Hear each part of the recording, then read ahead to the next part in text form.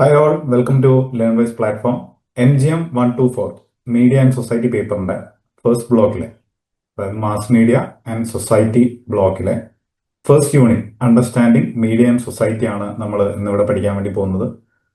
ഈ ഒരു യൂണിറ്റിനെ നമ്മൾ രണ്ട് പാർട്ടുകളായിട്ട് നമ്മൾ ഡിവൈഡ് ചെയ്തിട്ടുണ്ട്. അപ്പം അതിന്റെ ഫസ്റ്റ് പാർട്ട് സെഷനാണ് നമ്മൾ ഇപ്പം ഇവിടെ കണ്ടക്ട് ചെയ്യാൻ വേണ്ടി പോകുന്നത്. നമ്മൾ രാവിലെ നമ്മുടെ ഒരു ദിനചര്യ ആലോചിക്കുകയാണെന്നുണ്ടെങ്കിൽ, നമ്മൾ രാവിലെ എണീക്കുന്നു, നമ്മൾ നമ്മുടെ ഫോൺ നോക്കുന്നു, സോഷ്യൽ മീഡിയയിൽ സ്ക്രോൾ ചെയ്യുന്നു, വീഡിയോസ് കാണുന്നു, അല്ലെങ്കിൽ റീൽസുകൾ കാണുന്നു, വാർത്തകൾ വായിക്കുന്നു, നമ്മൾ നമ്മുടെ കൂട്ടുകാർക്ക് മെസ്സേജ് അയക്കുന്നു. അപ്പം മീഡിയ എല്ലായിടത്തും ഉണ്ട്. അത് ഇൻഫോം ചെയ്യുന്നുണ്ട്, നമ്മളെ എന്റർടൈൻ ചെയ്യുന്നുണ്ട്, and even shapes how we think, feel and behave. നമ്മുടെ ചിന്തകളെയും നമ്മുടെ പെരുമാറ്റത്തെ പോലും അത് രൂപപ്പെടുത്തുന്നു എന്ന് വേണമെങ്കിൽ നമുക്ക് പറയാം.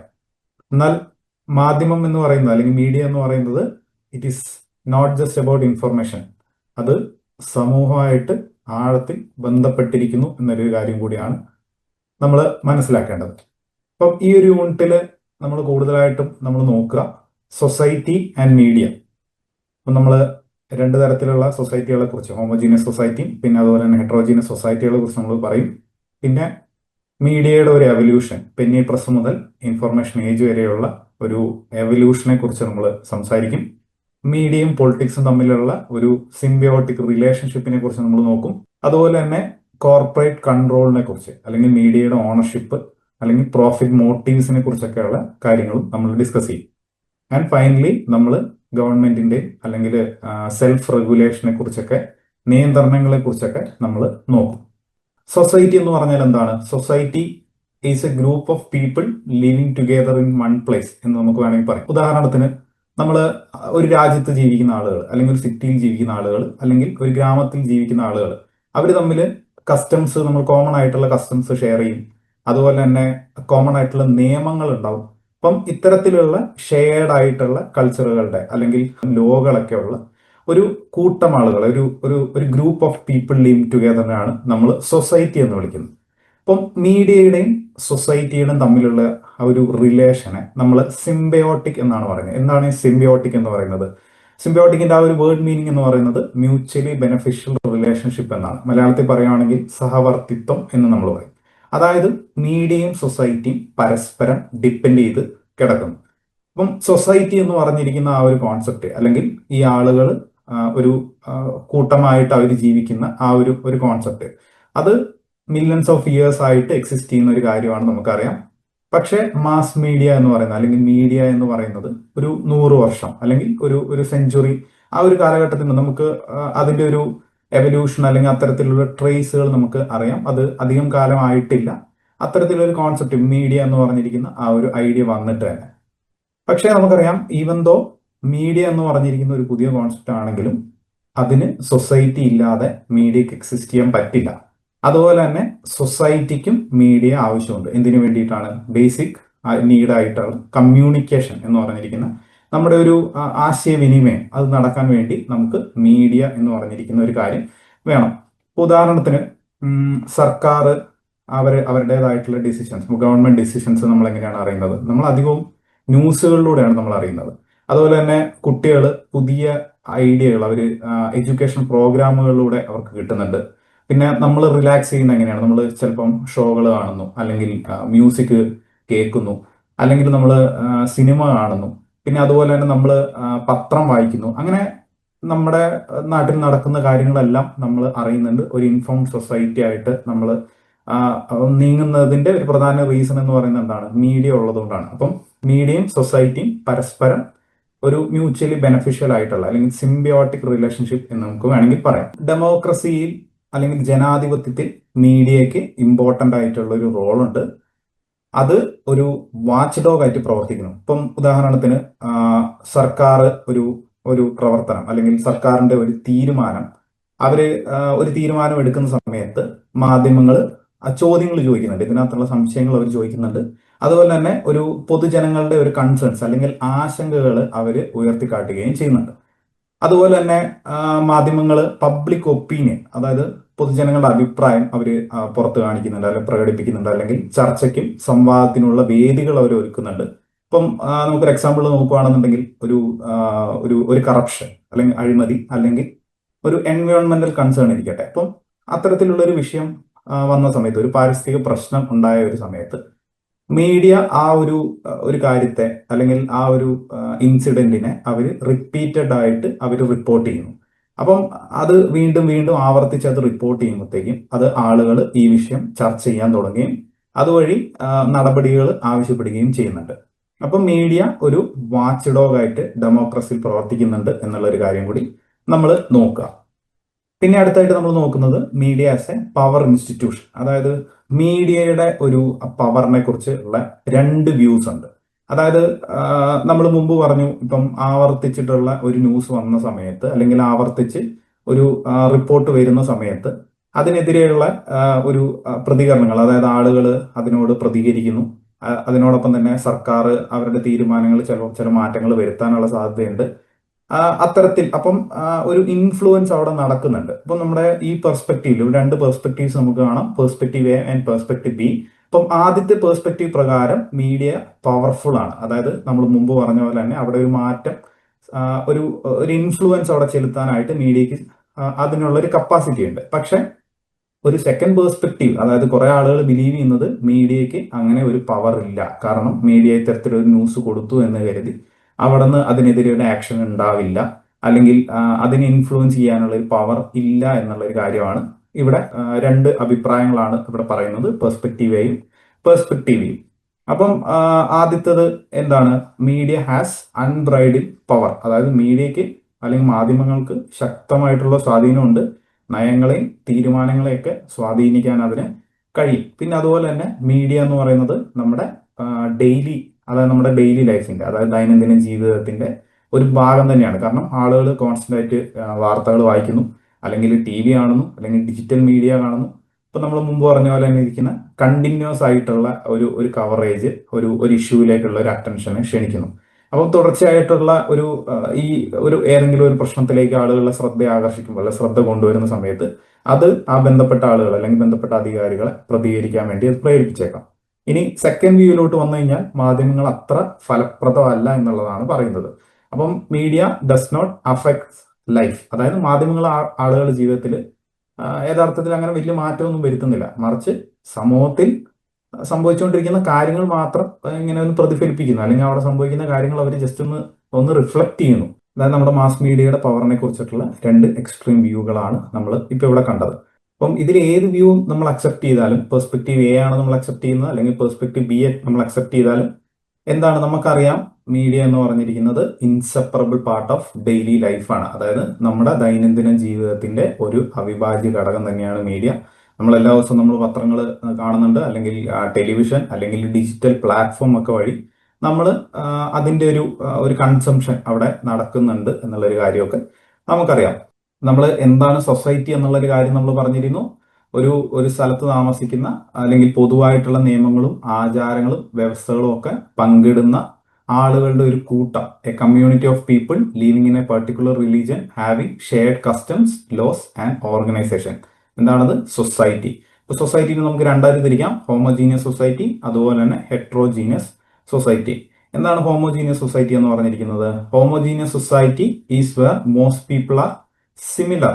അതായത് അവര് സെയിം ലാംഗ്വേജ് യൂസ് ചെയ്യുന്നു, ഒരേ ഭാഷ സംസാരിക്കുന്നവര്, അല്ലെങ്കിൽ ഫോളോ ദി സെയിം റിലീജിയൻ, ഒരേ മതം പിന്തുടരുന്നവര്, അല്ലെങ്കിൽ സമാനമായിട്ടുള്ള മൂല്യങ്ങൾ, സിമിലർ ആയിട്ടുള്ള വാല്യൂസ് ഷെയർ ചെയ്യുന്നത്. അപ്പം ഇത്തരത്തിലുള്ള ഒരു സിമിലർ ആയിട്ടുള്ള ഒരു ഗ്രൂപ്പിനെയാണ് നമ്മൾ ഹോമോജീനിയസ് എന്ന് നമ്മൾ വിളിക്കുന്നത്. ഇപ്പം ജാപ്പനീസ് അല്ലെങ്കിൽ ചൈനീസ് അല്ലെങ്കിൽ റെഡ് ഇന്ത്യൻസ് അല്ലെങ്കിൽ സുലു സൊസൈറ്റീസ് എന്നൊക്കെ പറഞ്ഞിരിക്കുന്ന എക്സാമ്പിൾസ് നമുക്ക് ഇവിടെ കാണാൻ പറ്റുന്നുണ്ട്. അപ്പം ഇവർക്കൊക്കെ ഇവരുടേതായിട്ടുള്ള സെയിം ആയിട്ടുള്ള, ഇപ്പം ജപ്പാനിൽ നമ്മൾ പോയി കഴിഞ്ഞാൽ അവർ ജാപ്പനീസ് ലാംഗ്വേജ് ആണ്, അവരൊരു സെയിം ഒരു റിലീജിയസ് ഐഡിയോളജിയാണ് അവർ പിന്തുടരുന്നത്. അതുപോലെ തന്നെ അവർക്ക് ഒരു വാല്യൂസ്, മൂല്യങ്ങൾ, അവരുടേതായിട്ടുള്ള സമാനമായിട്ടുള്ള ഒരു മൂല്യങ്ങളാണ് അവർ ഷെയർ ചെയ്യുന്നത്. നേരെ മറിച്ച് ഹെട്രോജീനിയസ് സൊസൈറ്റി എന്ന് പറഞ്ഞിരിക്കുന്നത് is wear people are different from each other.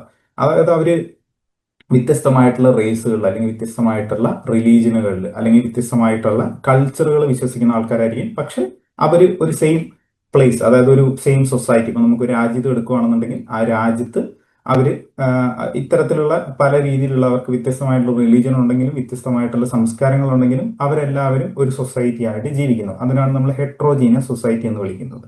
ഇപ്പൊ ഉദാഹരണത്തിന് USA വൈറ്റ്സ് മാത്രമല്ല ഉള്ളത്, നമുക്കറിയാം അവിടെ ഏഷ്യൻസ് ഉണ്ട്, ആഫ്രിക്കൻ അമേരിക്കൻസ് ഉണ്ട്, അതുപോലെ തന്നെ ഹിസ്പാനിക്സ് എന്ന് പറഞ്ഞ ഗ്രൂപ്പ് ഉണ്ട്. ഇവരെല്ലാം പല കൾച്ചറൽ ബാക്ക്ഗ്രൗണ്ട്സിൽ നിന്ന് വരുന്ന ആൾക്കാരാണ്. അവരുടെ സാംസ്കാരിക പശ്ചാത്തലങ്ങളൊക്കെ ഡിഫറെന്റ് ആണ്. പക്ഷെ എന്നിരുന്നാലും അവർ ഒരു സൊസൈറ്റി ആയിട്ട് ജീവിക്കുന്നു. അപ്പോൾ വ്യത്യസ്തമായിട്ടുള്ള ആളുകൾ, വ്യത്യസ്തമായിട്ടുള്ള പശ്ചാത്തലങ്ങളുള്ള ആളുകൾ താമസിക്കുന്ന ഒരു സൊസൈറ്റിക്കാണ് നമ്മൾ ഹെട്രോജീനിയസ് സൊസൈറ്റി എന്ന് പറഞ്ഞിരിക്കുന്നത്. ഇപ്പൊ രണ്ട് സൊസൈറ്റികൾ, ഹോമോജീനിയസ് അതുപോലെ തന്നെ ഹെട്രോജീനിയസ്.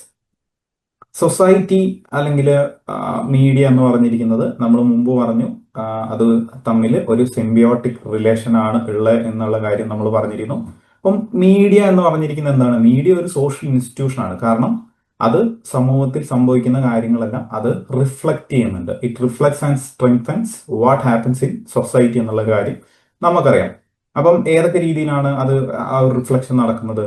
ഇപ്പം മീഡിയ സമൂഹത്തിലെ പലതരത്തിലുള്ള ജാതികൾ അല്ലെങ്കിൽ ആചാരങ്ങൾ അല്ലെങ്കിൽ മതങ്ങൾ അങ്ങനെയുള്ള വ്യത്യസ്തമായിട്ടുള്ള ഗ്രൂപ്പുകളുടെ അവരെ സംബന്ധിച്ചിടത്തോളം വാർത്തകൾ അല്ലെങ്കിൽ അവരുടേതായിട്ടുള്ള അത്തരത്തിലുള്ള പോർട്രയൽസ് മീഡിയ കൊടുക്കുന്നുണ്ട്. അത് പലപ്പോഴും പോസിറ്റീവായിട്ടുള്ള പോർട്രയൽസ് ഉണ്ടാവാറുണ്ട്, നെഗറ്റീവായിട്ടുള്ള പോർട്രയൽസും ഉണ്ടാവാറുണ്ട്. ഉദാഹരണത്തിന് മാട്രിമോണിയൽ അഡ്വർടൈസ്മെന്റ്സ് നമുക്ക് എടുക്കാം.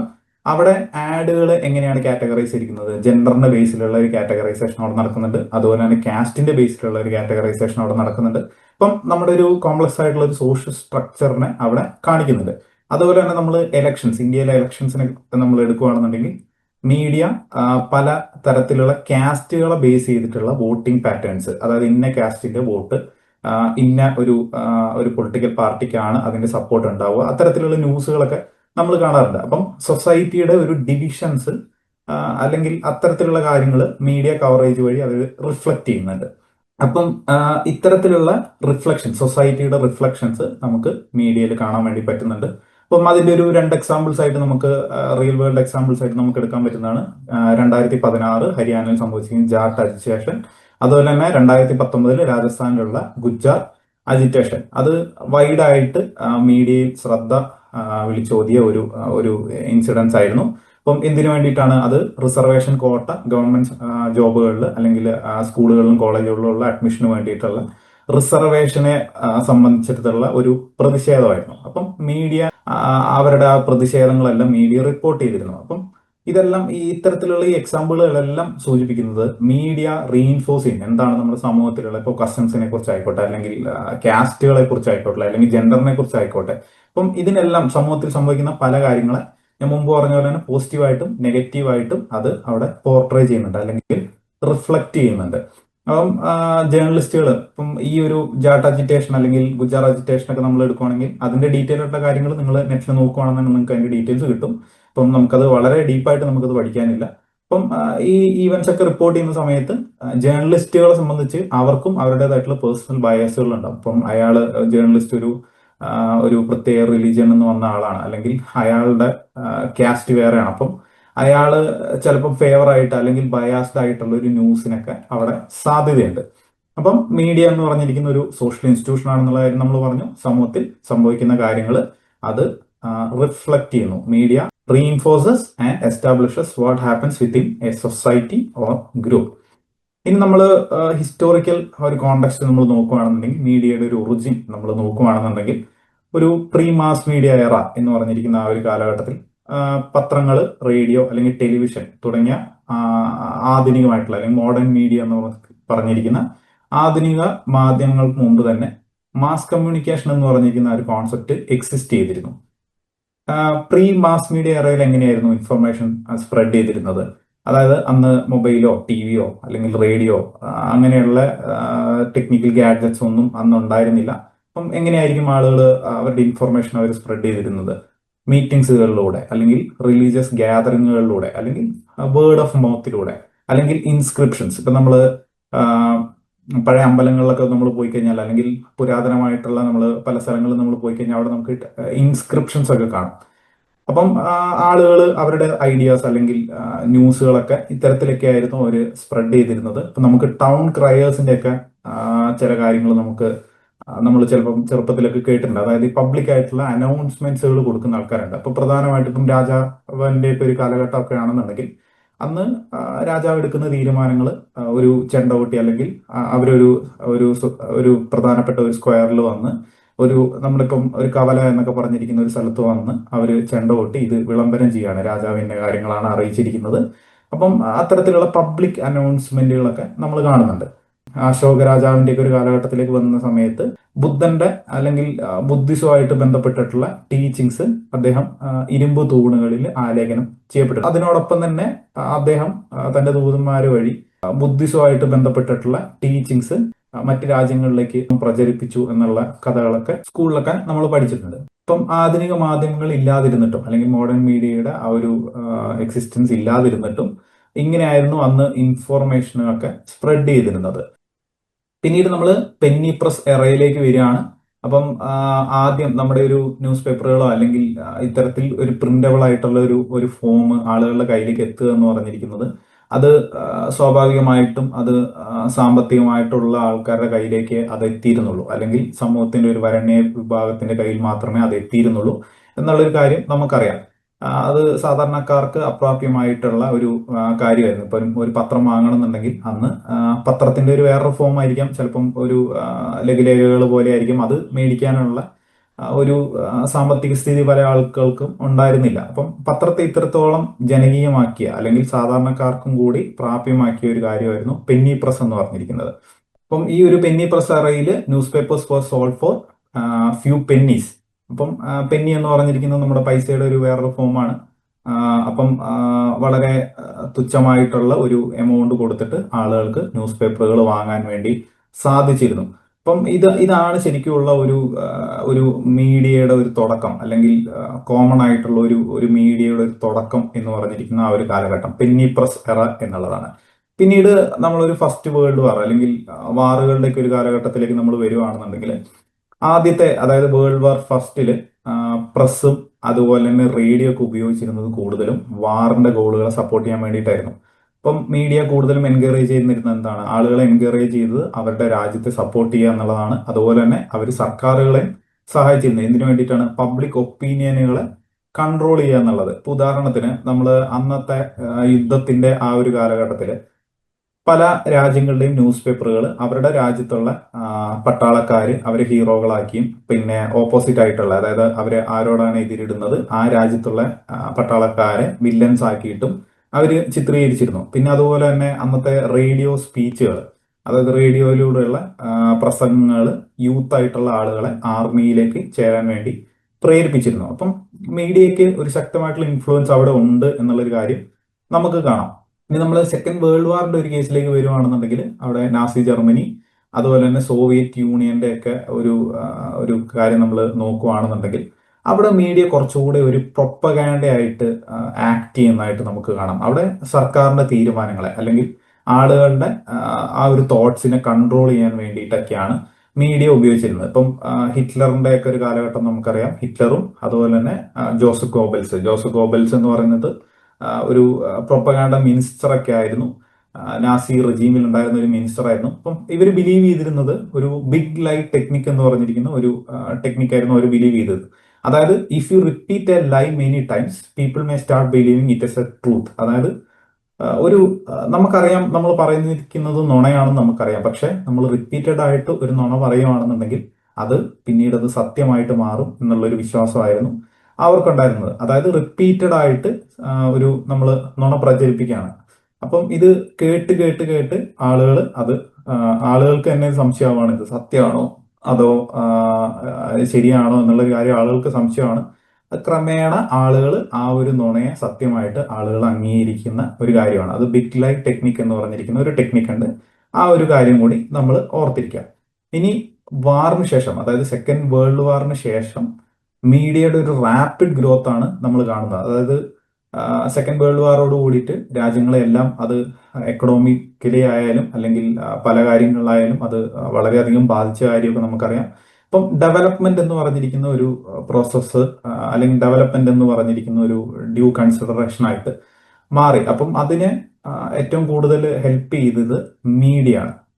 മീഡിയനെ പലപ്പോഴും നമ്മളൊരു ഒരു അഗ്രസീവ് ആയിട്ടുള്ള അല്ലെങ്കിൽ ലേറ്റസ്റ്റ് ആയിട്ടുള്ള അല്ലെങ്കിൽ ഹോട്ടസ്റ്റ് ആയിട്ടുള്ള ന്യൂസുകളെ കാണിക്കാൻ വേണ്ടി അവരെ കാണിക്കുന്ന ആ ഒരു വ്യഗ്രതയെ നമ്മൾ ക്രിട്ടിസൈസ് ചെയ്യാറുണ്ട്. പക്ഷെ എന്നിരുന്നാലും ഡെമോക്രസിയിൽ അല്ലെങ്കിൽ ജനാധിപത്യത്തിലുള്ള അവരുടെ ആ ഒരു വാസ്റ്റ് ഓഫ് ഫങ്ഷൻ ഒട്ടേറെ രീതിയിൽ അത് ഹെൽപ്പ് ചെയ്യുന്നുണ്ട്. എന്തിനു വേണ്ടിയിട്ടാണ്? ആളുകൾക്ക് അവരുടെ സർക്കാരുകൾ ചെയ്യുന്ന കാര്യങ്ങൾ എന്തൊക്കെയാണ് എന്നുള്ള ഒരു കാര്യം അറിയാൻ വേണ്ടിയിട്ട് അവർ ഹെൽപ്പ് ചെയ്യുന്നുണ്ട്. അപ്പൊ മാധ്യമങ്ങൾ സർക്കാരിനെ ഒരു ഒരു വാച്ച് ഡോഗിനെ പോലെ അല്ലെങ്കിൽ ഒരു കാവൽ നായയെ പോലെ വീക്ഷിക്കുന്നുണ്ട്. സർക്കാർ എന്തെങ്കിലും രീതിയിലുള്ള തെറ്റുകൾ ചെയ്താൽ മാധ്യമങ്ങൾ അത് റിപ്പോർട്ട് ചെയ്യും. ഇപ്പം ഉദാഹരണത്തിന് ഒരു രാഷ്ട്രീയക്കാരൻ ഒരു കറപ്ഷൻ ചെയ്തു എന്ന് വിചാരിക്കട്ടെ. അപ്പം വാർത്താ മാധ്യമങ്ങൾ, അതായത് ന്യൂസ് പേപ്പേഴ്സോ അല്ലെങ്കിൽ മീഡിയ, TV മീഡിയ, അവര് അതിനെ എക്സ്പോസ് ചെയ്യുന്നു. അപ്പം ഗവൺമെന്റിന് ഒരു പ്രഷർ അവർ ചെലുത്തുന്നുണ്ട്.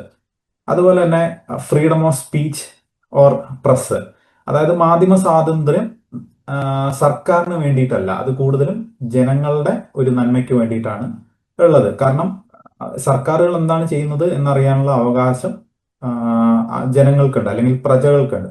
ഇപ്പം ഉദാഹരണത്തിന് സർക്കാർ ടാക്സ് കൂട്ടുകയാണ്. അപ്പം മീഡിയ ചോദിക്കുന്നു ഇത് എന്തിനു വേണ്ടിയിട്ടാണ് ഈ ടാക്സ് കൂട്ടുന്നത് എന്നുള്ളൊരു കാര്യം അവർ ആ ബന്ധപ്പെട്ട ഒരു മിനിസ്റ്ററോട് ചോദിക്കുന്നു, അല്ലെങ്കിൽ അതുമായിട്ട് ബന്ധപ്പെട്ട ന്യൂസുകൾ കൊടുക്കുന്നു. അപ്പൊ പൗരന്മാർക്ക് ഒരു തരത്തിൽ അത് ചോദ്യം ചെയ്യാനുള്ള ഒരു ഇൻസ്പിറേഷൻ ആവുന്നുണ്ട്. അപ്പം കൂടുതലും ഈ ഒരു ടാക്സ് എന്തിനു വേണ്ടിയിട്ടാണ് ഉള്ളത് എന്നുള്ളൊരു കാര്യം നമ്മൾ ന്യൂസ് പേപ്പറിൽ വായിക്കുന്ന സമയത്ത് ആളുകൾക്ക് ഇത് എന്തിനു വേണ്ടിയിട്ടാണ് അല്ലെങ്കിൽ ഇതിനെക്കുറിച്ചുള്ള ഡീറ്റെയിൽ ആയിട്ടുള്ള ഒരു ഒരു അവബോധം അവർക്ക് ലഭിക്കുന്നുണ്ട്. മീഡിയയുടെ ഈ ഒരു ഫ്രീഡത്തെ അല്ലെങ്കിൽ മീഡിയ ഇത്തരത്തിൽ റിപ്പോർട്ട് ചെയ്യുന്നതിനെ നിയന്ത്രിക്കാൻ ഗവൺമെന്റ് നടത്തുന്ന ഏതൊരു ശ്രമത്തെയും നമുക്ക് right to free and fair information എന്ന് പറഞ്ഞിരിക്കുന്ന ഒരു റൈറ്റിന് എതിരായിട്ട് നമുക്ക് കണക്കാക്കാൻ പറ്റും. ഇപ്പം 1975 to 77 കാലഘട്ടം എന്താണെന്ന് നമുക്കറിയാം. എമർജൻസി കാലഘട്ടമായിരുന്നു, അടിയന്തരാവസ്ഥ കാലഘട്ടമായിരുന്നു. അപ്പം അടിയന്തരാവസ്ഥ കാലത്ത് സർക്കാർ പത്രങ്ങളെ നിയന്ത്രിച്ചിരുന്നു. സർക്കാരിനെതിരെ പ്രസിദ്ധീകരിക്കാൻ മാധ്യമങ്ങളെ അവര് അനുവദിച്ചില്ല. ഇന്ത്യൻ എക്സ്പ്രസ് അതിനോടുള്ള ഒരു പ്രതികരണം എന്നോണം അവരുടെ എഡിറ്റോറിയൽ സ്പേസ് അവര് ബ്ലാങ്ക് ആക്കിയിട്ടു. അപ്പം അത് എന്താണ് സൂചിപ്പിച്ചത്? അവർ ആക്ച്വലി അതുകൊണ്ട് അവരുടെ ഒരു പ്രൊട്ടസ്റ്റ് ആയിരുന്നു അതെന്തായിരുന്നു അവർ സൂചിപ്പിച്ചത്? അവരുടെ ഫ്രീഡത്തെ ടേക്ക് അവേ ചെയ്തു. അതായത് സർക്കാർ അവരുടെ ഫ്രീഡത്തിന് മേൽ ഒരു കൈകടത്തൽ അവിടെ നടത്തി. അപ്പൊ പിന്നീട് സ്റ്റേറ്റ്സ്മാൻ എന്ന പത്രവും ഈ ഒരു ഐഡിയ ഫോളോ ചെയ്തിരിക്കുന്നു. അപ്പം ഡെമോക്രസിയിൽ മീഡിയ ഒരു വാച്ച് ഡോഗ് ആയിട്ട് ആക്ട് ചെയ്യുന്നു. പിന്നെ അതുപോലെ തന്നെ media should protect public interest. Watch dog ആയിട്ട് മീഡിയ ആക്ട് ചെയ്യണം, അതുപോലെ തന്നെ പബ്ലിക് ഇൻട്രസ്റ്റിനെ പ്രൊട്ടക്ട് ചെയ്യണം.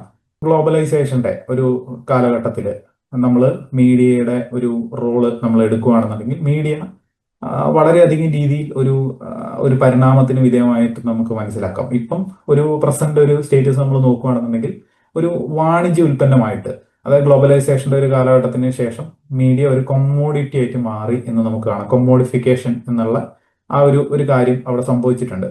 പലപ്പോഴും ട്രൂത്ത് അല്ലെങ്കിൽ ആക്യുറസി അല്ലെങ്കിൽ പബ്ലിക് ഇൻട്രസ്റ്റ് എന്നിവയൊക്കെ അതിനേക്കാൾ ഉപരി പ്രോഫിറ്റ് അല്ലെങ്കിൽ അഡ്വർടൈസിങ് റവന്യൂ എന്നിവയ്ക്കൊക്കെയാണ് മീഡിയ പലപ്പോഴും മുൻഗണന നൽകുന്നതായിട്ട് നമുക്ക് കാണാനായി സാധിക്കുന്നുണ്ട്. അപ്പം നമ്മുടെ ജീവിതത്തിൽ മാധ്യമങ്ങളുടെ ഒരു പ്രാധാന്യം വിശദീകരിക്കാൻ വേണ്ടിയിട്ട് മാർഷൽ മക്ലൂഹന്റെ ഒരു മെറ്റഫർ ഉണ്ട്. Does a fish know it's wet? ഒരു മത്സ്യം എപ്പോഴും വെള്ളത്തിലാണ് ജീവിക്കുന്നത്. അപ്പം അതുകൊണ്ട് തന്നെ അത് വെള്ളത്തിലാണ് എന്നുള്ളത് അത് തിരിച്ചറിയുന്നില്ല. വെള്ളത്തിൽ നിന്ന് എടുത്ത് പുറത്തിട്ട് കഴിഞ്ഞാൽ മാത്രമേ അത് അത്രയും കാലം അത് വെള്ളത്തിലാണ് ജീവിച്ചിരുന്നത് എന്നുള്ളൊരു കാര്യം അതിന് മനസ്സിലാവുള്ളൂ. അത് നമുക്ക് എങ്ങനെയാണ് ഇതുമായിട്ട് എങ്ങനെ കണക്ട് ചെയ്യാൻ പറ്റുക? ഒരു മീന് വെള്ളത്തിൽ ജീവിക്കുന്നത് പോലെ തന്നെ നമ്മളും മീഡിയയുമായിട്ട് സറൗണ്ട് ചെയ്തിട്ടാണ് നമ്മൾ കിടക്കുന്നത്. We live surrounded by media. ഇപ്പൊ TV ആയിക്കോട്ടെ, ഉദാഹരണത്തിന് ഇൻസ്റ്റാഗ്രാം അല്ലെങ്കിൽ യൂട്യൂബ്, ന്യൂസ്, ആഡുകൾ. അപ്പം നമ്മളത് റിയലൈസ് ചെയ്യുന്നില്ല. അതായത് മാധ്യമങ്ങൾ എത്രമാത്രം നമ്മളെ സ്വാധീനിക്കുന്നുണ്ട് എന്ന് നമുക്ക് മനസ്സിലാവുന്നില്ല. നമ്മൾ രാവിലെ നമ്മൾ എഴുന്നേറ്റ് ചെയ്യുന്ന സമയത്ത് തന്നെ നമ്മൾ ആദ്യം നമ്മൾ ഫോൺ നോക്കുന്നു.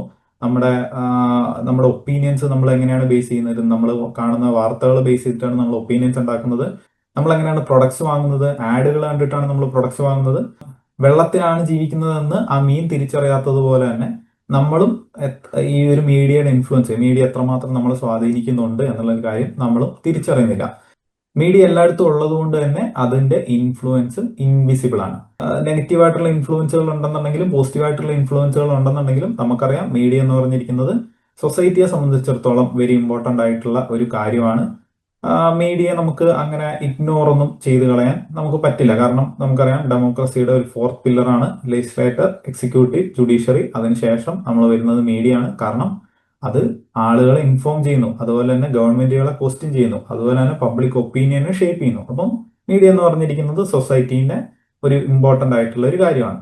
പിന്നെ നമ്മൾ ഫ്രെഡ്സ് എസ് സീബർട്ട്, പിന്നെ അതുപോലെ തന്നെ തിയഡർ പീറ്റേഴ്സൺ ആൻഡ് വിൽബർ ഷ്രാം, അവരുടെ ഫോർ തിയറീസ് ഓഫ് പ്രസ് എന്ന് പറഞ്ഞിരിക്കുന്ന ബുക്കിൽ അവര് മീഡിയയും അതുപോലെ തന്നെ നമ്മുടെ ഗവൺമെന്റും ആയിട്ടുള്ള ഒരു റിലേഷനെ കുറിച്ച് അവര് സംസാരിക്കുന്നുണ്ട്. അപ്പം പ്രസിന്റെ ഒരു പ്രസ് എന്താണ് റിഫ്ലക്ട് ചെയ്യുന്നത്? നമ്മുടെ രാജ്യത്തിന്റെ ഒരു പൊളിറ്റിക്കൽ സിസ്റ്റത്തെ പലപ്പോഴും അത് റിഫ്ലക്ട് ചെയ്യുന്നത്. അപ്പം ഈ 4 തിയറീസ് എന്തൊക്കെയാണ്?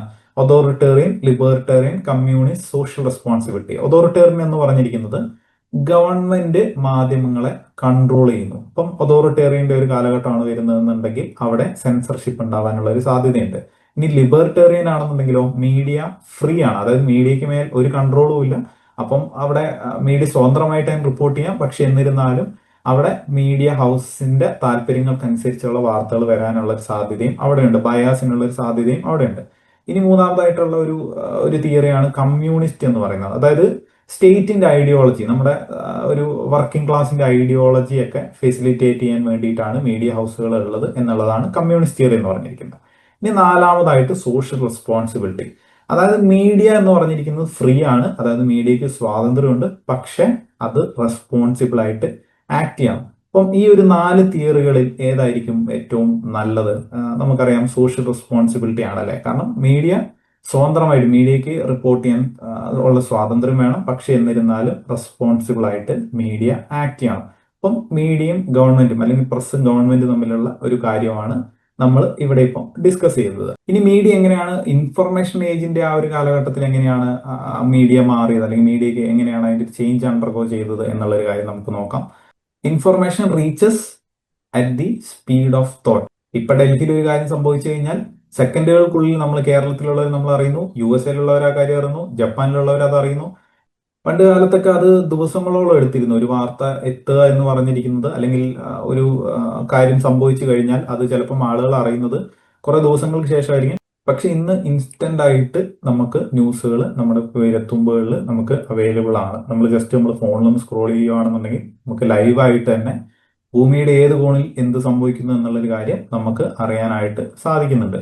ഇപ്പൊ media played a key role in nationalism. അതായത് നമ്മൾ ഇപ്പം ഫ്രീഡം സ്ട്രഗിളിനെ കുറിച്ച് നമുക്ക് ന്യൂസ് പേപ്പറുകളുടെ ഉള്ളിൽ വന്നിരിക്കുന്ന വാർത്തകൾ ഇന്ത്യൻസിനെ യുണൈറ്റ് ചെയ്യാൻ വേണ്ടി അന്നത്തെ കാലത്ത് ഹെൽപ്പ് ചെയ്തിരുന്നു. അപ്പം നമ്മൾ നമ്മുടെ രാജ്യത്തെ കുറിച്ചുള്ള ഒരു ന്യൂസ് നമ്മൾ വന്നു കഴിഞ്ഞാൽ, നല്ല ഒരു പോസിറ്റീവായിട്ടൊരു ന്യൂസ് വന്നു കഴിഞ്ഞാൽ ആളുകൾക്ക് ഒരു തരത്തിലുള്ള ഒരു പ്രൗഡ്നെസ്, നമുക്ക് ഒരു അഭിമാനം അതിലൂടെ നമുക്ക് കിട്ടുന്നുണ്ട്. അതുപോലെ തന്നെ ഇൻഡിവിജ്വലിസം. ആളുകളുടെ അഭിപ്രായങ്ങൾ തുറന്നു പറയുന്നുണ്ട്. ഇപ്പം ഇൻസ്റ്റാഗ്രാം എടുത്തോ, അല്ലെങ്കിൽ ഫേസ്ബുക്ക് എടുത്തോ, അല്ലെങ്കിൽ യൂട്യൂബ് എടുത്തോ, അല്ലെങ്കിൽ ഏത് പ്ലാറ്റ്ഫോംസ് നമ്മൾ എടുത്താലും ആളുകൾ അവരുടേതായിട്ടുള്ള അഭിപ്രായങ്ങൾ, people began expressing their own opinions. പിന്നെ അതുപോലെ തന്നെ ഡെമോക്രറ്റൈസേഷൻ. മീഡിയ ഡെമോക്രസിയെ ഹെൽപ്പ് ചെയ്യുന്നുണ്ട്, ജനാധിപത്യത്തെ ഹെൽപ്പ് ചെയ്യുന്നുണ്ട്. എങ്ങനെയാണ് നമ്മളത് മുമ്പ് ഡിസ്കസ് ചെയ്തു? പബ്ലിക്കിനെ ഇൻഫോം ചെയ്ത്, അല്ലെങ്കിൽ പീപ്പിളിനെ ഇൻഫോം ചെയ്തുകൊണ്ട്. ഇപ്പം ന്യൂസ് ചാനലുകൾ സർക്കാരിന്റെ തീരുമാനങ്ങളെ കുറിച്ചിട്ടുള്ള കാര്യങ്ങൾ ഡിസ്കസ് ചെയ്യുന്നുണ്ട്. അതുവഴി അതിനകത്തുള്ള എന്തെങ്കിലും ആളുകൾക്ക് എന്തെങ്കിലും ചോദ്യം ഉണ്ടെന്നുണ്ടെങ്കിൽ ലീഡേഴ്സിനെ, അതുമായിട്ട് ബന്ധമുള്ള ആളുകൾ ക്വസ്റ്റ്യൻ ചെയ്യാനുള്ള ഒരു പ്രേരണ അവിടെ കൊടുക്കുന്നുണ്ട്. ഇനി സെക്യുലറൈസേഷൻ, അതായത് പല റിലീജിയൻസിനെ അല്ലെങ്കിൽ പല കൾച്ചേഴ്സിനെയൊക്കെ അവരുടെ കാര്യങ്ങളും മീഡിയ റിപ്പോർട്ട് ചെയ്യുന്നുണ്ട്. അപ്പം അത് ഒരു പരിധി വരെ അത് ഇക്വാളിറ്റിയെ പ്രൊമോട്ട് ചെയ്യുന്നുണ്ട്. ഇനി അർബനൈസേഷൻ എന്താണ്? മീഡിയ സിറ്റി ലൈഫ് സ്റ്റൈലിനെ, അല്ലെങ്കിൽ ജോബുകൾ, അല്ലെങ്കിൽ എഡ്യൂക്കേഷൻ ഓപ്പർച്യൂണിറ്റീസിനെ പ്രൊമോട്ട് ചെയ്യുന്നതായിട്ടും നമുക്ക് കാണാം. അപ്പം ചില ആളുകൾ ചില ബെറ്റർ ഒരു തൊഴിലവസരങ്ങൾക്ക് വേണ്ടി അവർ ഇന്ന സ്ഥലത്തേക്ക് അവർ പോകുന്നു, അല്ലെങ്കിൽ ഇന്ന ഒരു സിറ്റിയിലേക്ക് അവർ പോകുന്നു. അപ്പം ഈ ഒരു ഇൻഫർമേഷൻ അവർക്ക് എവിടെ നിന്നാണ് കിട്ടുന്നത്? മീഡിയ ആണ് ഈ ഒരു ഇൻഫർമേഷൻ അവർക്ക് കൊടുക്കുന്നത്. ഇനി അടുത്തായിട്ട് നമ്മൾ നോക്കുന്നത് സ്മാർട്ട് ഫോണിന്റെ ഒക്കെ ഒരു കാലഘട്ടത്തിൽ, അല്ലെങ്കിൽ സ്മാർട്ട് ഫോണിലേക്ക് വരുന്ന ഒരു സമയത്ത് അവിടെ കൺവേർജൻസ് എന്ന് പറഞ്ഞിരിക്കുന്ന ഒരു കാര്യം അവിടെ ഉണ്ട്. അതായത് പലതരത്തിലുള്ള മീഡിയ ഒരു ഡിവൈസിൽ നമുക്ക് അവിടെ കിട്ടുന്നു.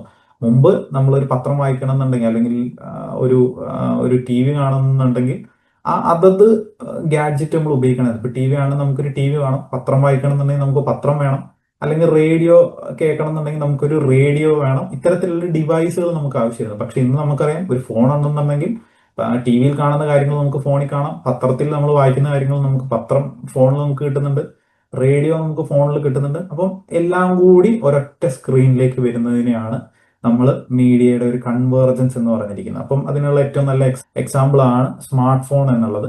മൊബൈൽ ഫോൺസ് ഒക്കെ ഹ്യൂമൻ ബീയിങ്സിനെ ഔട്ട് നമ്പർ ചെയ്യും എന്നുള്ള ഒരു കാര്യമൊക്കെ നമ്മൾ പലപ്പോഴും നമ്മൾ കേട്ടിട്ടുള്ളതാണ്. അതൊരു പരിധി വരെ ഇപ്പം സംഭവിച്ചുകൊണ്ടിരിക്കുകയാണ്. കാരണം എല്ലാവരുടെയും കയ്യിൽ രണ്ടും മൂന്നും ഫോണൊക്കെ ഉണ്ടാവുന്ന ഒരു കാലഘട്ടത്തിലാണ് നമ്മൾ ഇപ്പൊ കടന്നുപോയിക്കൊണ്ടിരിക്കുന്നത്. ഇപ്പം ഒരു വീട്ടിൽ തന്നെ 4 ആൾക്കാരുണ്ടെന്നുണ്ടെങ്കിൽ 4 പേരുടെ അടുത്തും ഓരോ ഫോൺ ഉണ്ടാവും, ചെറിയ കുട്ടികളുടെ അടുത്ത് വരെ ഫോൺ ഉണ്ടാവും. ഇതൊക്കെ സൂചിപ്പിക്കുന്ന എന്താണ്? മീഡിയ എല്ലായിടത്തും ഉണ്ട്, ഇൻഫർമേഷൻ ഇൻസ്റ്റന്റ് ആയിട്ട് സ്പ്രെഡ് ചെയ്യുന്നു. ഇപ്പം സ്മാർട്ട് ഫോൺസ് ആണെന്നുണ്ടെങ്കിൽ ഇതിനെല്ലാം കോമ്പൈൻ ചെയ്യുന്നു. സൊസൈറ്റി ഹെവിലി മീഡിയയിൽ ഡിപ്പെൻഡന്റ് ആണ് എന്നുള്ളൊരു കാര്യമാണ് ഇതിലൂടെ എല്ലാം നമ്മൾ കാണുന്നത്. ഇനി നമുക്ക് ജസ്റ്റ് ഒന്ന് ക്വിക്ക് ചെക്ക് ചെയ്ത് നോക്കാം. നമ്മൾ അശോകയുടെ ആ ഒരു പില്ലേഴ്സിലുള്ള അയൺ പില്ലേഴ്സിലുള്ള ഇൻസ്ക്രിപ്ഷൻസിനെ കുറിച്ച് നമ്മൾ സംസാരിച്ചു. പിന്നെ അത് ആ ഒരു മീഡിയ ഷിഫ്റ്റ് ചെയ്ത്, അതായത് മീഡിയ ഒരു ഗ്രോ ചെയ്ത് പെന്നി പ്രസ്സിലേക്ക് എത്തി, സാധാരണക്കാർക്കും പ്രാപ്യമായിട്ടുള്ള ന്യൂസിലേക്ക് എത്തി. പിന്നീട് നമ്മുടെ പ്രസന്റ് സെനാരിയോ, അതായത് പ്രസന്റ് കാലഘട്ടത്തിലുള്ള സ്മാർട്ട് ഫോണിലേക്ക്, കൺവേർജൻസിന്റെ കാലഘട്ടത്തിലേക്ക്, സ്പീഡ് ഓഫ് തോട്ടിന്റെ കാലഘട്ടത്തിലേക്ക് നമ്മൾ ഇപ്പോൾ എത്തി നിൽക്കുകയാണ്. ഇനി അടുത്തായിട്ട് നമ്മൾ നോക്കുന്നത് മീഡിയ ആൻഡ് പൊളിറ്റിക്കൽ സിസ്റ്റം ആണ്. മീഡിയ ആൻഡ് ഡെമോക്രസി അത് തമ്മിൽ പരസ്പരം ആശ്രയിച്ചിരിക്കുന്നു. ഇന്റർ ഡിപ്പെൻഡൻസ് എന്നുള്ളൊരു കാര്യം അവിടെ ഉണ്ട് എന്നുള്ളൊരു കാര്യം നമുക്കറിയാം. അത് ഗവൺമെന്റുകൾക്ക് എന്തിനാണ് മീഡിയ? ആളുകളിലേക്ക് എന്തിനു വേണ്ടിയിട്ടാണ്? ഇൻഫർമേഷൻ സ്പ്രെഡ് ചെയ്യാൻ വേണ്ടിയിട്ടും അതുപോലെ തന്നെ പബ്ലിക് സപ്പോർട്ട് ഗെയിൻ ചെയ്യാൻ വേണ്ടിയിട്ടൊക്കെയാണ് വേണ്ടത്. ഇപ്പം ഗവൺമെന്റ് പുതിയതായിട്ടുള്ള ഒരു സ്കീം അവർ അനൗൺസ് ചെയ്യുന്ന ഇത് വഴിയാണ്. അതായത് അവരുടെ ഒരു പദ്ധതി, അവർ വനിതകൾക്ക് വേണ്ടിയിട്ടുള്ള ഒരു പദ്ധതി അവർ നടപ്പിലാക്കുന്നു, അല്ലെങ്കിൽ കുട്ടികൾക്ക് അവർ ഒരു ലാപ്ടോപ്പ് വിതരണം ചെയ്യുന്നു. അപ്പം അവർ ചെയ്തിരിക്കുന്ന ഒരു പ്രവൃത്തി അവർ എങ്ങനെയാണ്? അവർ പത്രങ്ങളിൽ അവർ പരസ്യങ്ങൾ കൊടുക്കുന്നു, അല്ലെങ്കിൽ TV ന്യൂസിൽ അവർ പരസ്യം കൊടുക്കുന്നു, അല്ലെങ്കിൽ സോഷ്യൽ മീഡിയയിൽ അവർ ആഡുകൾ കൊടുക്കുന്നു. അപ്പം ഗവൺമെന്റിന് മീഡിയ ആവശ്യമാണ്. അതുപോലെ തന്നെ മീഡിയയ്ക്കും ഗവൺമെന്റിന് ആവശ്യമുണ്ട്. കാരണം ഗവൺമെന്റ് എന്ന് പറഞ്ഞിരിക്കുന്നത് എന്താണ്? മേജർ സോഴ്സ് ഓഫ് ന്യൂസ് ആണ്. അവരുടെ ന്യൂസിനുള്ള ഒരു വലിയ സോഴ്സ് ആണ് ഗവൺമെന്റ് എന്ന് പറഞ്ഞിരിക്കുന്നത്. അതുപോലെ തന്നെ ഇൻഫർമേഷൻ ഉള്ള ഒരു സോഴ്സ് ആണ്. ഇപ്പം പ്രസ് കോൺഫറൻസുകൾ, അല്ലെങ്കിൽ ഒഫീഷ്യൽ ആയിട്ടുള്ള സ്റ്റേറ്റ്മെന്റുകൾ, അല്ലെങ്കിൽ ഇന്റർവ്യൂകൾ, അല്ലെങ്കിൽ ഈവന്റുകൾ, ഇതിനെക്കുറിച്ചൊക്കെ ഉള്ള കാര്യം സർക്കാരുകളാണ് മീഡിയയ്ക്ക് ഇൻഫർമേഷൻ കൊടുക്കുന്നത്. കമ്മ്യൂണിക്കേഷൻ അക്കാഡമിക് ആയിട്ടുള്ള ജെഫ്രി ക്രെയ്ഗ് അദ്ദേഹത്തിന്റെ പുസ്തകമായിട്ടുള്ള മീഡിയ പൊളിറ്റിക്സ് ആൻഡ് പബ്ലിക് ലൈഫിൽ പറയുന്നു, the political system exerts a less formal kind of control over the media landscape through personal influence of politicians and political actors on media owners and journalist. Jeffrey Craig എന്താണ് പറഞ്ഞിരിക്കുന്നത്? ഗവൺമെന്റിന്റെ മീഡിയയുടെ മേലെയുള്ള ഇൻഫ്ലുവൻസിനെ കുറിച്ചാണ് ഈ ഒരു സെന്റൻസിൽ അദ്ദേഹം പറയുന്നത്. ആദ്യമായിട്ട് തന്നെ അദ്ദേഹം പറയുന്നത് ഫോർമൽ കൺട്രോളിനെ കുറിച്ചാണ്. അതായത് മാധ്യമങ്ങളെ ബാധിക്കുന്ന അല്ലെങ്കിൽ അഫക്റ്റ് ചെയ്യുന്ന നിയമങ്ങൾ നിർമ്മിക്കാൻ സർക്കാരുകൾക്ക് കഴിയും. ഇപ്പം മീഡിയ റെഗുലേഷൻസ് അല്ലെങ്കിൽ സെൻസർഷിപ്പ് എന്നുള്ള ഒരു കാര്യമൊക്കെ നമ്മൾ പറഞ്ഞു. അപ്പം സെൻസർഷിപ്പ് റൂളുകളൊക്കെ വഴി മീഡിയ കൺട്രോൾ ചെയ്യാൻ ഗവൺമെന്റിന് സാധിക്കും.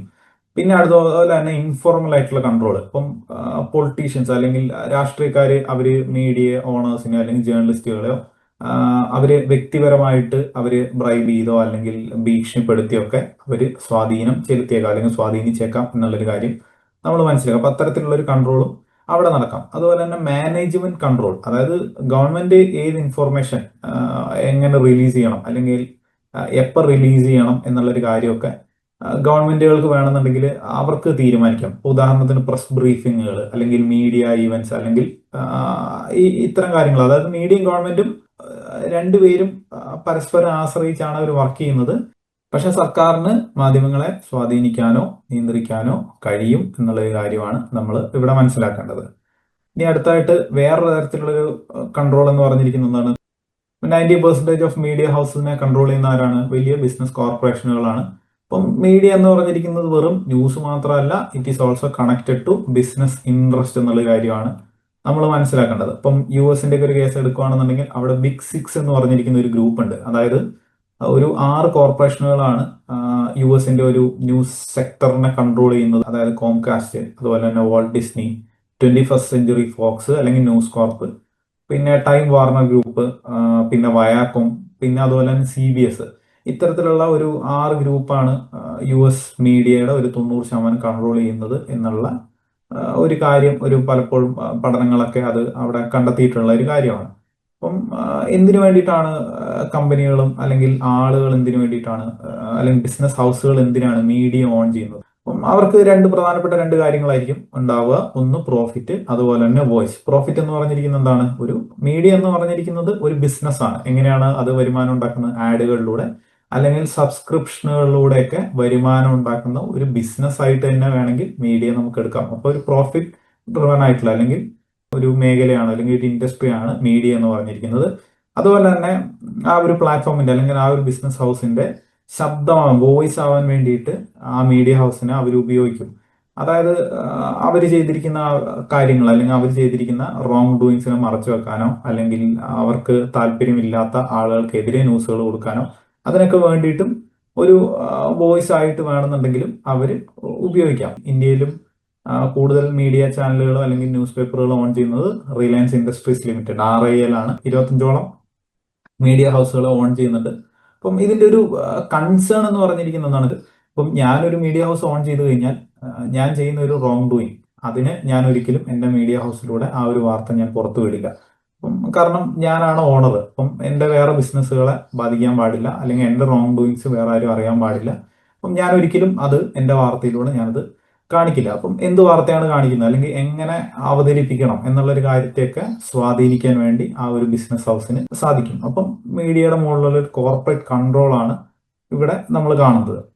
ഇനി ഒന്ന് ചിന്തിച്ചു നോക്കി. അതായത് if media ownership serves business interest, profit plus voice, can news ever B fully objective? അപ്പൊ നമ്മളൊന്ന് ചിന്തിച്ചു നോക്കാം. നമ്മൾ കാണുന്ന ന്യൂസ് പലപ്പോഴും ഒബ്ജക്റ്റീവ് ആയിരിക്കുമോ അല്ലെങ്കിൽ അത്തരത്തിൽ ബയാസുകൾ ഉണ്ടാവുമോ എന്നുള്ളൊരു കാര്യമൊക്കെ നമ്മൾ ഇടയ്ക്ക് ചിന്തിക്കുന്നത് നല്ലതാണ്. ഇനി അടുത്തായിട്ട് നമ്മൾ നോക്കുന്നത് റെഗുലേഷൻ വേഴ്സസ് സെൽഫ് റെഗുലേഷൻ. എന്താണ് ഈ റെഗുലേഷൻ എന്ന് പറഞ്ഞിരിക്കുന്നത്? അപ്പം അത് നമുക്കൊരു എക്സാമ്പിളിലൂടെ നമുക്ക് നോക്കാം. ഒരു സ്കൂളിൽ ഒരു നിയമം ഉണ്ട് എന്ന് വിചാരിക്കുക. ആരും ക്ലാസ്സിൽ ഫോൺ കൊണ്ടുവരരുത്. അപ്പം കുട്ടികൾ അത് ഒബേ ചെയ്യണം. അതിനാണ് നമ്മൾ റെഗുലേഷൻ എന്ന് പറഞ്ഞിരിക്കുന്നത്. അതായത് മറ്റൊരാള് ഒരു റൂൾ അവിടെ സ്ഥാപിക്കുകയും അത് പാലിക്കുകയും ചെയ്യുന്ന ആ ഒരു സമയത്താണ് അല്ലെങ്കിൽ ആ ഒരു കാര്യത്തിനാണ് നമ്മൾ റെഗുലേഷൻ എന്ന് പറഞ്ഞിരിക്കുന്നത്. സ്കൂളിലെ നിയമം ആരാണ് ഉണ്ടാക്കിയത്? സ്കൂളിന്റെ ആളുകളാണ് അല്ലെങ്കിൽ സ്കൂളിന്റെ പ്രിൻസിപ്പളാണ് ഒരു നിയമം ഉണ്ടാക്കിയതെന്ന് വിചാരിക്കുക. അപ്പം ആ ഒരു നിയമം അവിടെയുള്ള കുട്ടികളും അനുസരിക്കുന്നു. അപ്പം അതിനാണ് റെഗുലേഷൻ എന്ന് പറഞ്ഞിരിക്കുന്നത്. ഇനി സെൽഫ് റെഗുലേഷൻ എന്ന് പറഞ്ഞിരിക്കുന്നത് എന്താണ്? സ്വയം നിയന്ത്രണം. അതായത് ഒരു കുട്ടി ആ കുട്ടിയെ തന്നെ കൺട്രോൾ ചെയ്യുന്നു. അതായത് ഞാൻ ക്ലാസ്സിൽ ഞാൻ ഫോൺ ഉപയോഗിക്കുന്നില്ല, അല്ലെങ്കിൽ ആരും ചിലപ്പം എന്നെ ശ്രദ്ധിക്കണം എന്നില്ല, ഞാൻ ഫോൺ കൊണ്ടുവന്ന് ചെക്ക് ചെയ്യാൻ ചിലപ്പോൾ സ്കൂളിൽ ടീച്ചർ എന്നെ ചെക്ക് ചെയ്യണമെന്നില്ല, പക്ഷെ എങ്കിലും ഞാൻ ഫോൺ കൊണ്ടുവരുന്നില്ല എന്ന ഒരു കുട്ടി അങ്ങ് തീരുമാനിച്ചു കഴിഞ്ഞാൽ അതാണ് സെൽഫ് റെഗുലേഷൻ എന്ന് പറഞ്ഞിരിക്കുന്നത്. നമുക്കറിയാം ജനാധിപത്യത്തിൽ പലപ്പോഴും വാർത്താ മാധ്യമങ്ങൾക്ക്, മീഡിയ ഹൗസുകൾക്ക് അവർക്ക് അവർക്ക് അഭിപ്രായ സ്വാതന്ത്ര്യം ഉണ്ട് എന്നുള്ളൊരു കാര്യം നമുക്ക് അറിയാം. പക്ഷെ എന്നിരുന്നാലും ജനാധിപത്യമുള്ള രാജ്യങ്ങളിലും പലപ്പോഴും വാർത്തകളെ കൺട്രോൾ ചെയ്യുന്നതായിട്ടും നമുക്ക് കാണാം. ഇപ്പം 1975 എമർജൻസി ആണ് നമുക്കൊരു ക്ലാസിക് എക്സാമ്പിൾ ആയിട്ട് എടുക്കാൻ വേണ്ടി പറ്റുന്നത്. ഇപ്പൊ നമ്മൾ മുമ്പ് ഡിസ്കസ് ചെയ്തു, സെൻസർഷിപ്പിന്റെ ആ ഒരു കാലഘട്ടത്തിൽ എഡിറ്റോറിയൽസ് ഒക്കെ ബ്ലാങ്ക് ആയിട്ട് ന്യൂസ് പേപ്പേഴ്സ് അതിനെതിരെ ഒരു പ്രൊട്ടസ്റ്റ് ചെയ്തിരുന്നു. പിന്നീട് പ്രൈം മിനിസ്റ്റർ ആയിട്ടുള്ള ഇന്ദിരാഗാന്ധിക്ക് അവർക്ക് ആ സീറ്റ് നഷ്ടപ്പെടുന്ന ഒരു കാലഘട്ടം, അതായത് നെക്സ്റ്റ് ഇലക്ഷൻസിൽ ഒരു വലിയ ഡിഫീറ്റ് നേരിടേണ്ടി വന്നു. അപ്പൊ ജനാധിപത്യ രാജ്യമാണെന്നുണ്ടെങ്കിലും മീഡിയയുടെ മേലെ ഗവൺമെന്റുകൾക്ക് ഒരു കൺട്രോള് വേണമെന്നുണ്ടെങ്കിൽ അവർക്ക് വെക്കാം. അപ്പം അത് മാധ്യമങ്ങൾക്ക് മേലെ സമ്മർദ്ദമോ അല്ലെങ്കിൽ ഭീഷണിയോ ഉള്ള കാര്യങ്ങൾ ഉണ്ടാവാം. ഇനി സെൽഫ് റെഗുലേഷന്റെ ഒരു കേസിലേക്ക് വരികയാണെന്നുണ്ടെങ്കിൽ മീഡിയ ഹൗസുകൾ അവരെ തന്നെ കൺട്രോൾ ചെയ്യുന്നു. അതായത് മീഡിയ ഓർഗനൈസേഷൻസ് ഒരു പ്രൊഫഷണൽ റൂളോ അല്ലെങ്കിൽ എത്തിക്സ്, അവരുടേതായിട്ടുള്ള പ്രൊഫഷണൽ റൂളുകൾ അല്ലെങ്കിൽ എത്തിക്സ് എന്ന് പറഞ്ഞിരിക്കുന്ന കാര്യമൊക്കെ അവർ അവരുടേതായിട്ടുള്ള സെറ്റ് ഓഫ് റൂൾസ് അവർ ഫോം ചെയ്യുന്നു. അപ്പൊ ഗവൺമെന്റിന്റെ ഇന്റർഫറൻസ് ഒന്നും ഇല്ലാതെ തന്നെ അവർ സ്വയം നിയന്ത്രിക്കുകയാണ്. അതായത് ഞങ്ങൾ ഇത്തരത്തിലുള്ള ബയസ്ഡ് ആയിട്ടുള്ള ന്യൂസുകൾ കൊടുക്കുന്നില്ല, അല്ലെങ്കിൽ തെറ്റായിട്ടുള്ള മിസ്ഇൻഫർമേഷൻ ഞങ്ങൾ പ്രചരിപ്പിക്കുന്നില്ല. അപ്പം ഈ സ്വയം നിയന്ത്രണം അല്ലെങ്കിൽ സെൽഫ് റെഗുലേഷൻ എന്ന് പറഞ്ഞിരിക്കുന്നത് മാധ്യമങ്ങളെ സ്വതന്ത്രമായിട്ടും അല്ലെങ്കിൽ ഉത്തരവാദിത്വത്തോടും കൂടി അതിനെ തുടരാൻ വേണ്ടി അവനെ ഹെൽപ്പ് ചെയ്യുന്നുണ്ട്. ഇനി ഗവൺമെന്റ് വേറൊരു രീതിയിൽ അവർ കൺട്രോൾ ചെയ്യാറുണ്ട്. എങ്ങനെയാണ്? അഡ്വർടൈസിങ് സപ്പോർട്ട് നിഷേധിച്ചുകൊണ്ട് ഗവൺമെന്റുകൾ പലപ്പോഴും മീഡിയ ഹൗസുകളെ കൺട്രോൾ ചെയ്യാറുണ്ട്. അതായത് ഗവൺമെന്റ് അഡ്വർടൈസ്മെന്റുകൾക്ക് വേണ്ടി അവര് മീഡിയ ഹൗസുകൾക്ക് ധാരാളം അവര് പണം നൽകാറുണ്ട്. ക്രിട്ടിക്സ് പറയുന്നത് എന്താന്ന് വെച്ചാൽ അത് ഒരു തരത്തിൽ മാധ്യമങ്ങളെ കൺട്രോൾ ചെയ്യാൻ വേണ്ടി ഉപയോഗിക്കുന്ന ഒരു ഹിഡൻ വേ ആണ് എന്നുള്ളൊരു കാര്യം ക്രിട്ടിക്സ് പറയാറുണ്ട്. കാരണം ഒരു മീഡിയ ഹൗസ് ഗവൺമെന്റിനെ ക്രിട്ടിസൈസ് ചെയ്ത് കഴിഞ്ഞാൽ അവർക്ക് അഡ്വർടൈസ്മെന്റ് മണി നഷ്ടപ്പെടും. കാരണം അടുത്ത പ്രാവശ്യം അവർക്ക് ആഡ് കൊടുക്കൂല, സർക്കാർ അവർക്ക് ആഡ് കൊടുക്കൂല.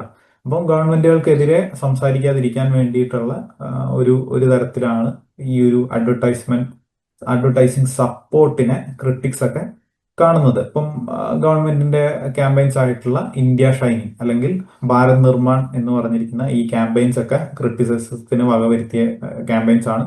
പബ്ലിക്കിന്റെ ടാക്സ് മണി അല്ലെങ്കിൽ പബ്ലിക് പേ ചെയ്യുന്ന ആ ഒരു പൈസ എടുത്തിട്ടാണ് സർക്കാരുകൾ ഇത്തരത്തിലുള്ള ആഡിന് വേണ്ടിയിട്ടുള്ള റവന്യൂ വകയിരുത്തുന്നത്. അപ്പം പലപ്പോഴും ഈ ഒരു ആഡ് റവന്യൂ അവർക്ക് കിട്ടുന്നത് കൊണ്ട് തന്നെ മാധ്യമങ്ങൾ ഇതിനെ പലപ്പോഴും അവർ ചോദ്യം ചെയ്യാറില്ല. കാരണം അവർ ചോദ്യം ചെയ്യാൻ പോയി കഴിഞ്ഞാൽ അവർക്ക് ആഡ് കിട്ടില്ല. അപ്പം ഈ ഒരു കാര്യമാണ്, അതായത് ഗവൺമെന്റുകളുടെ ഒരു ഒരു കൺട്രോൾ, അഡ്വർടൈസ്മെന്റ് കൊടുത്ത് മീഡിയ ഹൗസുകളെ ഗവൺമെന്റുകൾ കൺട്രോൾ ചെയ്യുന്നു എന്നുള്ളൊരു കാര്യമാണ് ഇവിടെ നമ്മൾ ഇപ്പൊ കണ്ടത്. അപ്പം ഈ ഒരു യൂണിറ്റിന്റെ പാർട്ട് 1 സെഷൻ നമ്മൾ ഇതോടുകൂടിയിട്ട് വൈൻഡ് അപ്പ് ചെയ്യാണ്. അപ്പം നമ്മൾ പഠിച്ച കാര്യങ്ങൾ സിംബയോട്ടിക് റിലേഷൻഷിപ്പ്, സൊസൈറ്റിയും മീഡിയയും തമ്മിലുള്ള സിംബയോട്ടിക് റിലേഷൻഷിപ്പ് ആണ് എന്നുള്ള കാര്യം നമ്മൾ പറഞ്ഞിരുന്നു. അതുപോലെ തന്നെ മീഡിയ ഒരു മിററായിട്ടും ഒരു റീഇൻഫോഴ്സർ ആയിട്ടും പ്രവർത്തിക്കുന്നുണ്ട് എന്നുള്ളൊരു കാര്യം നമ്മൾ കണ്ടു. പിന്നെ ഹിസ്റ്റോറിക്കൽ എവല്യൂഷൻ, അശോക ഇൻസ്ക്രിപ്ഷൻസ് തൊട്ട് പ്രസ്സിലേക്ക് വന്നു. പിന്നെ വാറുകളിൽ അത് പ്രൊപ്പഗാൻഡയ്ക്ക് വേണ്ടി യൂസ് ചെയ്ത കാര്യങ്ങൾ നമ്മൾ സെക്കൻഡ് വേൾഡ് വാറും ഫസ്റ്റ് വേൾഡ് വാറും ഒക്കെ നമ്മൾ കണ്ടു. പിന്നെ നമ്മൾ മീഡിയ കൺവേർജൻസ് നമ്മൾ കണ്ടു, അതായത് many media in one device, നമ്മളെ സ്മാർട്ട് ഫോണിന്റെ കേസ് എക്സാമ്പിൾ ആയിട്ടൊക്കെ നമ്മൾ പറഞ്ഞു. പിന്നെ ഗവൺമെന്റുകൾക്ക് മാധ്യമങ്ങളെ വേണം, അതുപോലെ തന്നെ മീഡിയയ്ക്കും ഗവൺമെന്റുകളെ വേണം. അപ്പം അത് ഏതൊക്കെ തരത്തിലുള്ള കൺട്രോളുകളാണ് അവർ നടത്തുന്നത്, മീഡിയ ഹൗസുകളുടെ മുകളിൽ ഗവൺമെന്റുകളുടെ കൺട്രോളും പിന്നെ അതുപോലെ തന്നെ കോർപ്പറേറ്റ് ഹൗസുകളുടെ കൺട്രോളും അവർ ഏതൊക്കെ രീതിയിലാണ് ന്യൂസുകളെ ഇൻഫ്ലുവൻസ് ചെയ്യുന്നത് എന്നുള്ളൊരു കാര്യം നമ്മൾ കണ്ടു. പിന്നെ നമ്മൾ റെഗുലേഷനുകൾ, അതായത് സ്വയം നിയന്ത്രണവും അതുപോലെ തന്നെ സർക്കാരുകളുടെ ആ ഒരു കൺട്രോളിനെ കുറിച്ചും നമ്മൾ കണ്ടു. അപ്പം ഇത്രയും കാര്യങ്ങളാണ് നമ്മൾ പാർട്ട് 1 സെഷനിൽ നമ്മൾ നോക്കുന്നത്. യൂണിറ്റ് 1ന്റെ പാർട്ട് 2 സെഷനിൽ ഇതിന്റെ റിമൈനിങ് ടോപ്പിക്സ് നമ്മൾ കവർ ചെയ്യുന്നതായിരിക്കും. Thank you all.